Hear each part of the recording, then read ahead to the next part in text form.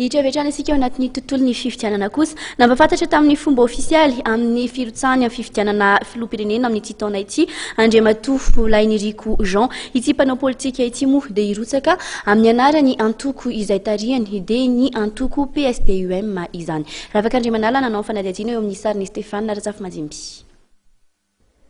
Isan'ny kandida ho amin'ny fifidianana filoham-pirenena amin'ity taona 13 sy 14 ity i Lainiriko Jean, Front National ny PSDUM na ny Parti Socialiste et Démocrate pour l'Unité de Madagascar.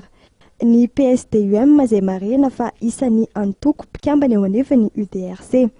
Natolotry ny antoko izy nandritra ny fivorian'ny filakevitry ny antoko raha ny fanazavany, efa nahazo ny fankatoavana avy amin'ny birao ny UDRC ihany koa ny firotsahany.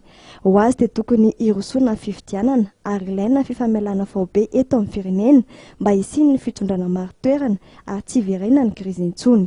Fa ny tena antony lehibe dia noho ny fahoriana mahazo atsika amin'izao fotoana izao, fahoriana mahazo ny firenena amin'izao fotoana izao, mitady fampihavanana aloha zahay mpanao politika rehetra, mitady fandeferana, ilaina ny grand pardon, razena zéro le lonilony rehetra, faoka tsika zay manana sotoavina momba ny fihavanana ary raha tsy diso aho antsasa mihoatra ny antsasa manilana vahoaka malagasy dia kristiana daholo ka rariny sy hitsy ny raha ifamela.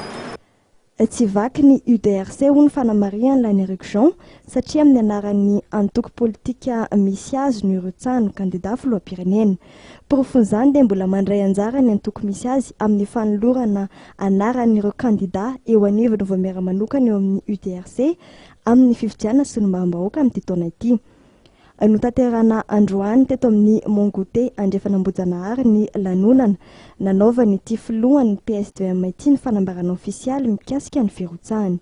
Ankoatra ny mpikambana ao amin'ny antoko moa dia nanatrika ny fotoana ihany koa ny ampahana mpikambana eo anivony UDRC.